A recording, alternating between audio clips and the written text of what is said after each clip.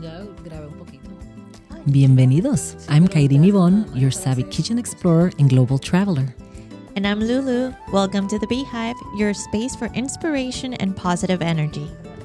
Together, we're serving up Cafecito Conversations, bridging cultures, kitchens, and the soul.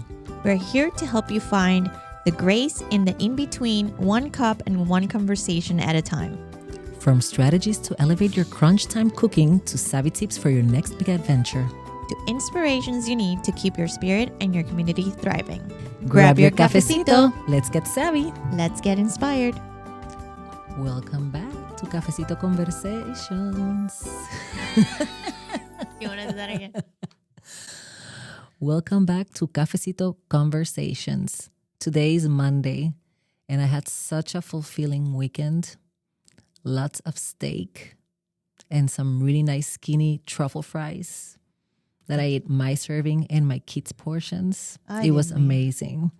And now I feel like I need to run a marathon. Good for you. Good for you. This weekend was Mother's Day weekend. We celebrated on Saturday. First of all, he tells me about this restaurant, my husband. I'm speaking about my husband, my wonderful husband. And he tells me the name, which I cannot pronounce because it's one of those CH words that sounds ridiculous coming out of my mouth.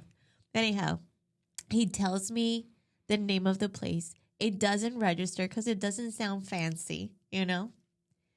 Girl, we arrived at this restaurant. It's majestic. It's huge. It's different. It's very nice. Food, everything was delicious. Everything. I completely recommend to anybody who can go there. Did you indulge in something specifically? I cannot go wrong with ordering risotto. So I get things that I am not going to cook, you know? Good. If I go to a place, I will order something that I am not cooking because I can't. Well, it depends because I also like to go to restaurants that cook the same things I do, you know, especially if it's like a Cuban or Dominican or Puerto Rican place. Well, those places usually it's like abuelita cooking in the back of the kitchen. Exactly. In those restaurants. That's why they're amazing. Yeah. But yeah. Do you feel like you lose sight of your health habits that you usually have during the year when the summer comes around? I lose habit all the time. Look at my cheeks. For those of you who are just listening, I have huge cheeks. I love them. They're plumpy. My kids love it. My husband love him. I love him. I like my cheeks. Well, I like good food. Really good food. And with good food, it means nothing too greasy, nothing too, I don't know, nothing that makes me feel stuffed and just blah. So for me, keeping my habits over the summer, it is harder, but it's part of my thing. Since I'm a Libra and I'm so unorganized, I need to always have my plan 365 days a year for my meals because if not, I just lose sight of everything. I gotta ask, why do you keep saying you are this and you're not organized when all I see from you is organization? I'm a Libra. What does that have to do with you? I'm super disorganized. That's why I have to be so strict with myself. That's why it's twice as hard. It's twice as hard for me to accomplish something because I need to focus so hard on it because I get distracted really easily. And it's very easy for me to walk into the house, leave my shoes in the entrance, then leave my purse in the couch, then leave my hat on top of the bed, then make it to the shower. And like then I have to remember, oh, wait, I can't do that because then my kids are going to do the same thing and I have to pick it up. That's right. It's habits. It's so important. That's why and I'm not a planner also when the type of planning that I do is very superficial. It gives enough structure to at least not lose focus. But if I go into too many details, then it just gets too complicated and I move on. I feel like you're very organized and like you're very detailed planned, especially in your food. I mean, your food is delicious. I feel like my food, it's very starchy. That's the things I like to cook. Starchy foods. I like proteins, lots of protein. But for me, it's a balance. It's, when we grow up in kindergarten, they teach you about the food pyramid and how a plate you should look with a side of vegetables, a side of a starch, a side of protein. And that's how I've grown up eating, basically, because especially Caribbean food, it's mainly rice, beans, and some sort of meat, and maybe a green salad on the side. Maybe. And that's in my head. For me, I feel like it's a full circle of health when it comes to meals. And when I need to eat a full meal, it has to have those 3 or 4 food groups. So how do you keep the magic alive when you're in the summertime with your kitchen? Well, like I said, I don't like to get too specific, but I always have that mindset that you are what you eat. Ooh. And I do love, a milkshake and a nice dessert. But if I'm going to have a dessert, it has to be the best dessert, or something that I really am going to enjoy.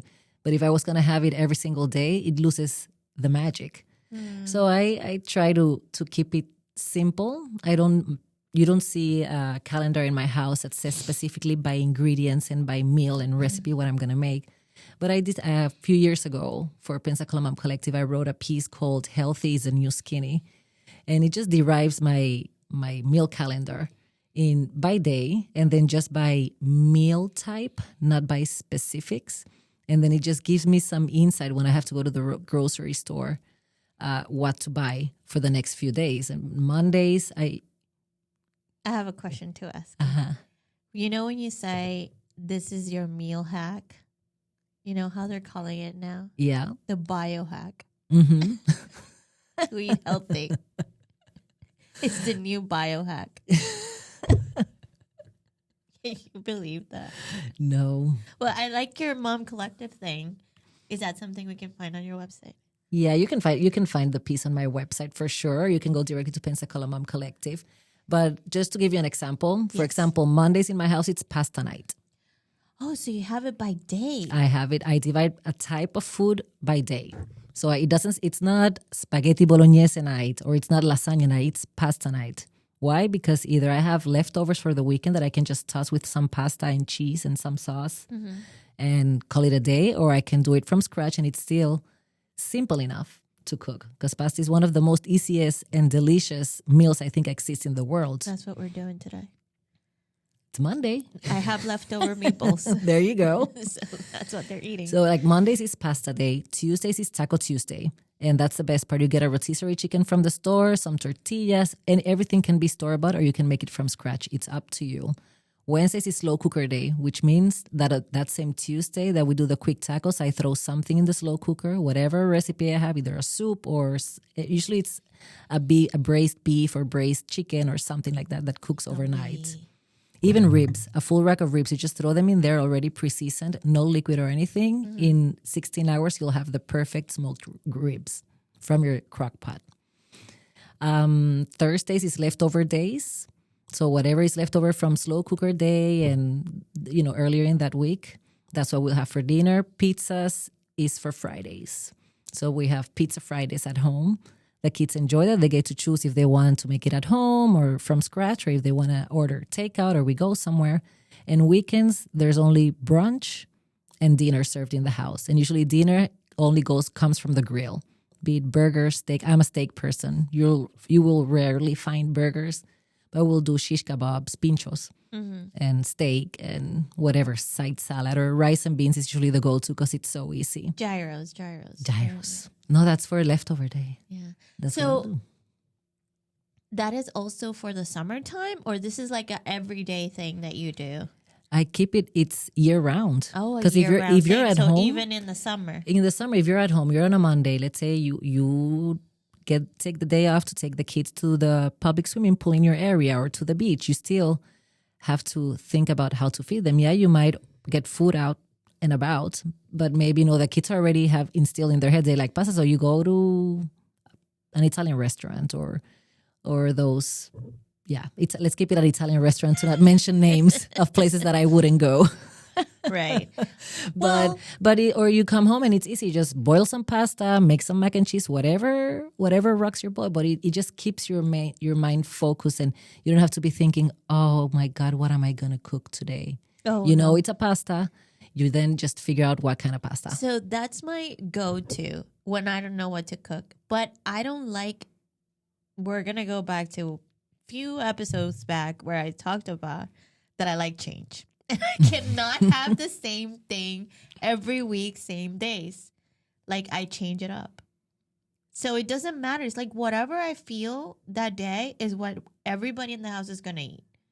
Like, it's not something like... Oh, that's important. Yeah, that's definitely... It's not a restaurant. No. You don't cook a la carte at home. No. Everybody gets what they get. Exactly. But you have to simplify your life. Because then that's when you were sitting here, for example, and then, oh my God, what am I going to cook for dinner tonight? It's Monday.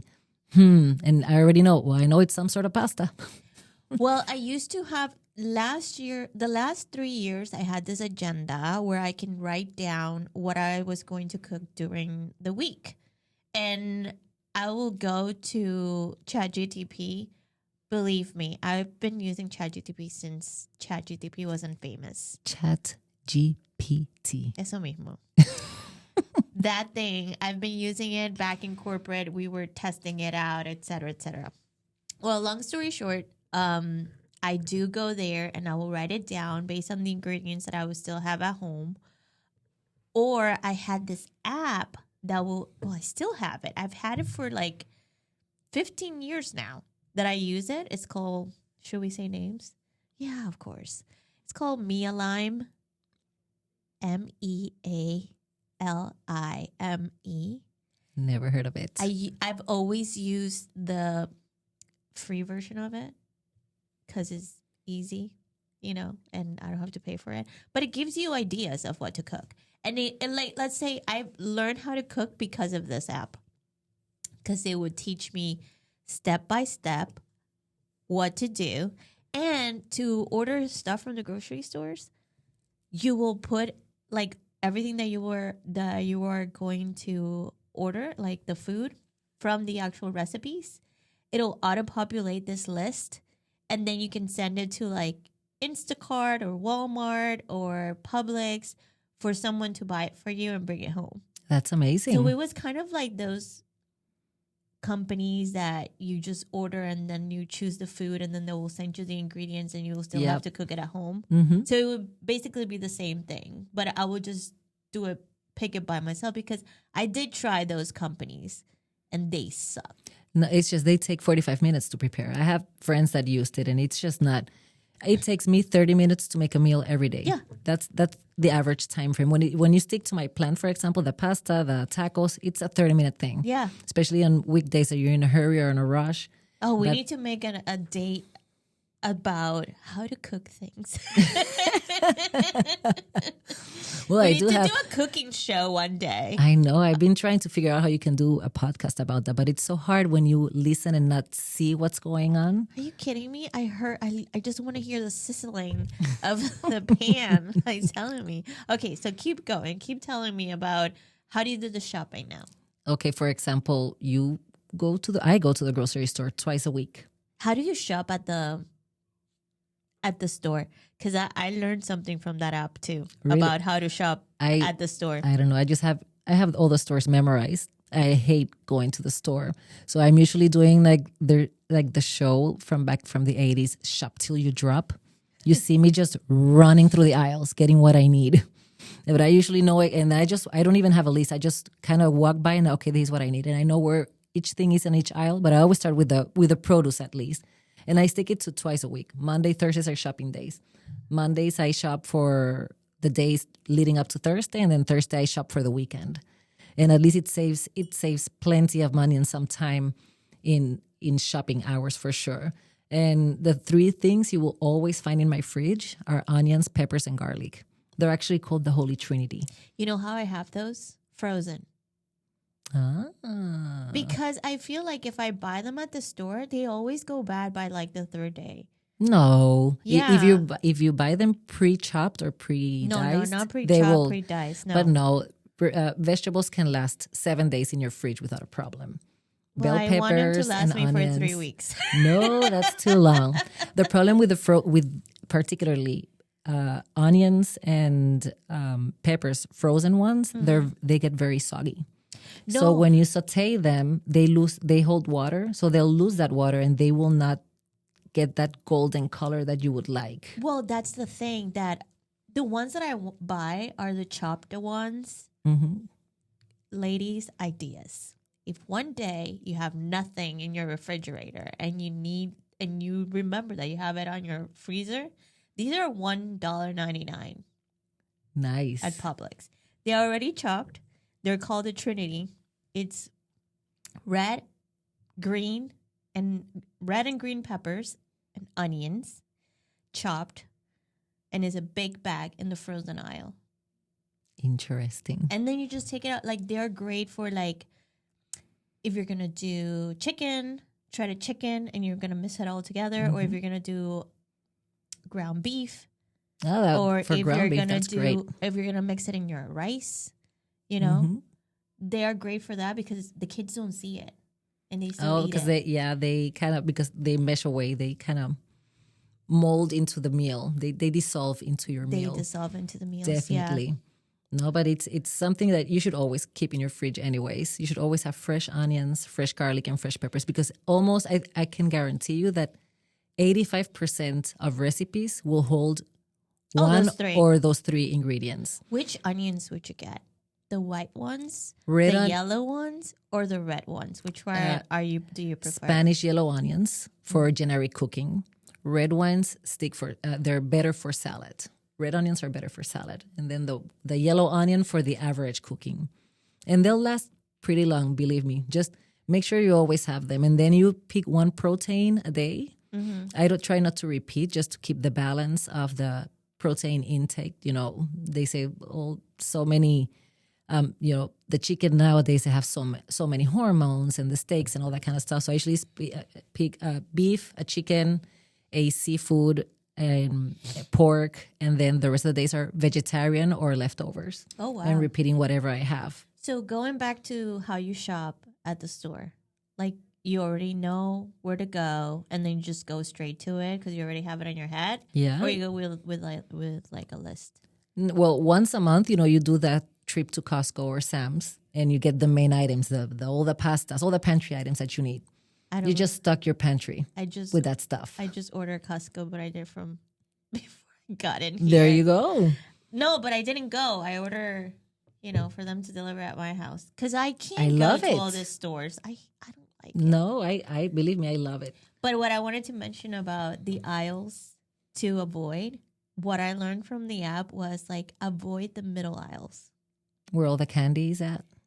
No, well, the middle aisles are where the worst food is at. So, like, if you want bread, if you notice in the supermarket, the real bread is from the bakery, and you can go get your hot dogs buns or your sandwich buns or whatever else, or your baguettes or your Cuban bread or Puerto Rican bread. Freshly baked. Freshly baked, yeah, exactly. And those are the ones that you get outside of the middle, because the ones in the middle, in the aisles, that was another word, the aisle, one of those actually contain a lot of things inside of them. And also you want to avoid the candy, like you mentioned, and all the preservatives and prepackaged items that you want to avoid. Yeah, so that's how the app will never send me to the middle, except to buy something that have to be bottled, like the olive oil or canned. Yeah, the olive oil, or no, because even the puree of tomatoes, they will tell me to puree it myself. Like, it wasn't like I can buy the can and puree it, but they would do that, or the soy sauce. Like, if we would do soy sauce, or like specialty sauces that I always have soy sauce in my house. Yes. Which one did you buy? Do you buy? I buy low sodium soy sauce, whichever. I don't care the brand, as long as it's low sodium. But that I use it for almost everything, because it caramelizes. It burns really fast, and you can caramelize onions, for example, with that. And when I make a stir fry, either Asian stir fry, or I make a fajitas stir fry, you just drizzle a little bit of soy sauce, and it just enhances the heat that's coming into the meat and the vegetables, and it browns them really nice and caramelizes That them. sounds delicious. That's a little tip from your savvy kitchen explorer. Can I tell you, for the soy sauce, I buy this one from the brand Maggi. I don't know if you've seen it. Maggie's very popular in Europe, actually. That's what I was gonna tell you. I didn't know the Russians or get Austrians, them. everybody The eats Maggi. Austrians, yeah, even the real Vietnamese people. Like, I'm not saying you're not real. I'm just saying, like, the restaurants that are real Vietnamese. You know, not Yes. like the copycat, Yep. Americanized ones. Like the real stuff. Mm-hmm. They actually have that Maggi. You know, I don't know. It's not even a soy sauce. It's something else. No, it's like a chicken bouillon mixed with Worcestershire sauce or something like that. It's a salty. It just enhances the flavor That's of your another food, word. and it's amazing. Worcestershire Worcestershire sauce. Well, anyways, when it comes to shopping, keep it simple. You know, get your main vegetables. If you keep those 3 ingredients, those main vegetables in your fridge, then you just have to pick one nice vegetable, a zucchini, maybe some lettuce, some fresh tomatoes, and then you just work with those. Don't buy everything you see, because then you really let stuff rot in your fridge. I have something rotting in my fridge right now. It's the butternut squash. What do I do with that? Because I See? only need half of it. Like, Yeah. what do I do with that, with the rest of it? See, this is how I teach my kids to eat vegetables. So I pick a vegetable per week. I see. I need a shot of espresso. Hold on. To get down to business. I usually stick to one main vegetable a week just to teach them how to eat in different ways. And my example is butternut squash that you mentioned it. It's easy. Actually, butternut squash is a type of pumpkin that cooks really quickly. So it doesn't really take that long to prepare in anything. And what you do is just peel it, make sure you take out the seeds from the core, and dice it. You can saute it with onions and garlic on the pan and make risotto with it. You can just take the cubes, throw it in a lentil soup just to give it some flavoring and some structure. You can also just boil it with some onions and garlic and herbs, blended, and make a really nice butternut squash cream soup. And you save half for another day. You can even freeze it. And then the other half, I actually mix it with pasta. And I add a cup of grated fresh Parmesan cheese or pecorino romano. And it creates this mac and cheese looking Oh, yummy. pasta that is so delicious that still today my kids, and you know, they're 15 and 12, my kids still think it's mac and cheese. And there's no mac and cheese in my house. You'll never find that in my house. I can't stand it. What did they do with the one that I gave them? Oh, they love it. I don't like it. Okay, got That's why they love it, because I don't cook it at home, but I trick them. And then they're having a really healthy pasta dish that didn't take long to prepare. And this little butternut squash or huge butternut squash gave me 3 different meals. And, you know, kids try it in different versions, and it's delicious, it's healthy, and it keeps you inspired in the kitchen. It gives you goals to cook, and especially if you should understand that when you cook with fresh vegetables, it's easier to cook than with other complicated pantry item recipes, because everything cooks quickly. Yeah. And, you know, I think it's the way to stay fit and healthy and still enjoy what you eat. Me perdí. I know. I think you're doing great. You're doing amazing. You love your kitchen for sure. We all know that.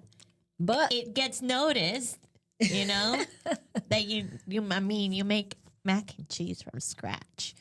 Well, from squash. Well, you Not know from what I mean. scratch. Well, you might not make the pasta, but the pastas already have to be boiled anyways. I know. But, you know, I could sit here for hours and talk about food and how to navigate in the kitchen. But what do you feel is a spiritual ingredient in... I can sit here for hours. I can sit here for hours and talk about food and how to navigate in the kitchen. But what do you feel is the spiritual ingredient? ingredient. What do you feel is a spiritual ingredient in our cooking? We're balancing careers and family, but when we're in the kitchen, how does that space help you reconnect with your purpose and your faith? How does praying keep you on track? For me, it works when I make a prayer before eating. Believe in speaking to your food or to your water. Specifically, my water is very important. I once watched an experiment on TV where they had two waters. One, the teacher, this was in a classroom. So the teacher told the kids to speak ill to the water, to one of the waters, let's call it number one water, and then to the other water, number two, to say nice things to it. Well, the experiment lasted about 2 weeks, and you can notice that as the day went by, the water that was nice was still clear, but the water that was speaking to them like ugly, it was darker. And both contained the similar, and both were contained in the same container, you know? So another thing that helps me move, or basically going back to like speaking to the food as well, when you make a prayer and you are speaking towards it and you say, hey, bless our Lord and this thy gift, like the Catholic prayer, thank you so much for this food, or thank you for coming inside of me. Once you get in here, I'm going to feel healthy, beautiful, and thin. That's what I usually tell it. That's exactly what The Lord has a sense of humor, people. No, let me tell you, it works. I mean, I don't feel bloated and I don't eat as much. But another thing that really helps is telling yourself that you're going to eat another bite, or repeat again, for example. And let me you tried it. I did. Oh my God. Right? It's so crazy. if you're going to have, let's say, a pizza, you have your first slice of pizza. And then you want to go for another one. Let's say you go for 2 slices of pizza. But you're already full. But the pizza is so good. Then you want to keep going. You tell yourself out loud, I am going for a 3rd slice of pizza. And believe me, this connects you and gets you in awareness that really you don't need that slice of pizza. And you stop. And you don't even realize it. When I did that, I didn't even realize it. I went to wash the dishes and I'm like, oh, wait, I forgot the 3rd slice of pizza. Oh, I'm full. I don't want any more. You're so right. It works with repeats. It works with anything. Just remind yourself, be in awareness, because sometimes when we're eating, we forget. I mean, it happens to me. Hello. Look at my cheeks. Well, to close out, here is an important tip from your savvy kitchen explorer. There are 4 things that you should have in your pantry at all times. Definitely an above average Spanish, Italian, or Greek olive oil. There are a lot of small olive oil businesses now around the US that actually import really great oils from Europe, and you should support your local business.